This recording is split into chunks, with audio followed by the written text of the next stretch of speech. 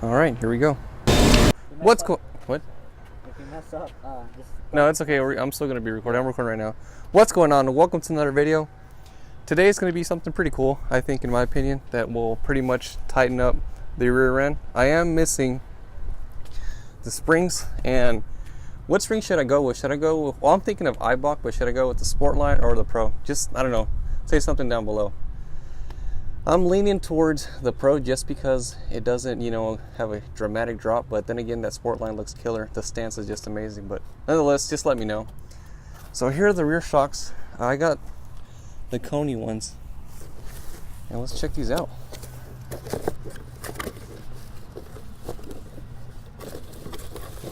Come on. There we are. So here they are. And it comes with, I don't know what that is, to be honest with you. A nut and some instructions, but nonetheless, these bad boys are gonna go right here, like so. Well, you can just imagine. Nonetheless, they're right there. And the install shouldn't be too bad. I think it's just taking off these two bolts, and someone has this loud, obnoxious music. Well, let it be, it's okay. Anyways, take these two bolts off, and then two in the bottom. That should be pretty much it. And when you take this little bracket off, you are gonna have to remove it. Take off this little dust boot right there. Then there's gonna be a 15mm nut right there. Unbolt that, and everything should come right off.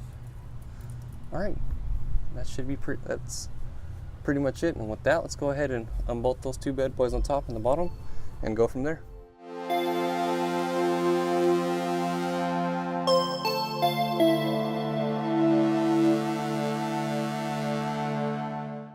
Take out your bolt, or remove your nut, your bracket, your boot, and the stopper will be inside right here. And set that aside. Get your new Konis. And these little deals are going to be provided. This is the hardware that came with it, just a nut, and then this, I guess, boot or dust plate that'll sit on top like so. Then get your dust boot with your bump stop. Just put it in there, and put your shock or your bracket, and then put it down with the new one. Oh, do not reuse your factory one, because the factory ones are coarse threaded and these are fine threaded. Just keep that in mind. Just bolt it down. And this nut, by the way, is going to be a 17mm, and you can use an Allen key for, hold it real quick. Let's see if I get it on the first try. Looks like a 1/4, but let's just double check. No. Darn it. Nothing bad. And it's probably a 3/8. Oh shit. I mean, that's gonna suck. Hold on. Anyways, get your Allen key, hold it, and then thread it down with the, or tighten it down with the 17mm wrench.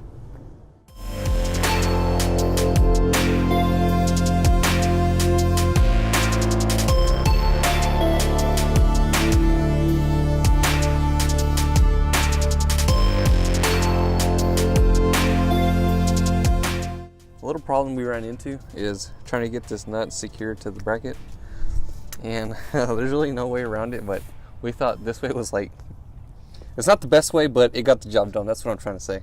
So we grab an 18mm socket, put that sucker on like so. Okay. And don't laugh, but we're gonna get an Allen key, and just make sure it fits or whatever. Put your Allen key inside, the hole of the freaking socket. Was it 18? Yeah, it was 18. Then you put it in. You make sure you find it. Where the hell is it? Hold on. You can also do this. So we're down. All right, and then with some pliers. Where are they at? Where's the other ones at? Oh, one person holds it from the bottom, the other one from the top. So especially with some vice grips, because you get a better torque angle. So what you do is you're gonna rotate it. I don't remember, was it counterclockwise or clockwise? I don't remember. Anyways, well, you rotate it to the way where it tightens up, and the easy way you can find out is just torque it every so often. Lift up the socket so you can see how far it's going. Obviously, if it goes up, you're gonna have to torque it the other way. But nonetheless, that's how he did it. You know, it's not the best way of doing it, but like I said, he got the job done. So, like I said, if you have any cool ideas of how to do this, shoot, man, you gotta let me know. But nonetheless, that's how we did it.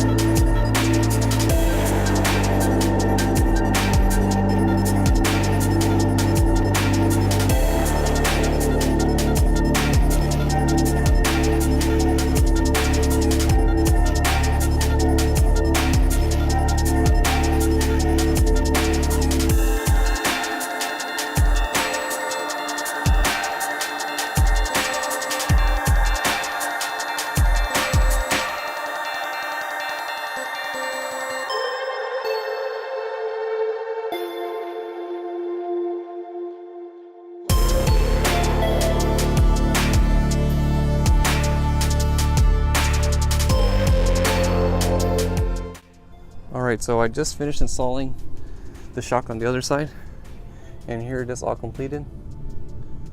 Looking very good. Okay, a little problem we ran into, or let me show you on the other side. Actually on both sides, is the 2 bolts on the bottom. Now, where's my, hey, where'd you leave the factory ones? Oh, whatever, it's okay. Anyways, threw them away. Alright, so the bottom ones, even though they look like the simplest, they're actually the hardest because Koni, or I guess that's how they manufacture them, but you see this flange right here, and how it's going to have to sit flush with your I don't know what the hell this is called, like the control arm or whatever. So what you're going to do is get like some pliers or vice grips, kind of just clamp on them and kind of torque them down a little bit so those things can sit flush with the bolts. So then when you try to bolt it on, it'll be a smooth transition upwards, so you don't have to, you know, like cross thread it or whatever. So, but thankfully we didn't cross thread anything, so that's good. Like I said, it's going to take time. It's a little tedious, but hey, you got to do what you got to do. This is a, you know, modification to any cars, and when you remodify, there's things that are always going to happen, even though they say that it's going to be an easy install. But nonetheless, here they are. In the future, or pretty much, hopefully, I don't know if I should do it this month or next month, but I'm gonna get those springs, and then after the springs I'm gonna go moving into the sway bars, and this is pretty much gonna tie up the entire rear end, and I think that's gonna be really cool because my goal was to, you know, make it launch nice and firm, you know, no suspension slop whatsoever. So yeah, that was my whole intention, and wow, I can't believe I'm almost done. All right, well, this is gonna end this video. If you haven't done so already, please subscribe to the channel, and until then, I will see you later.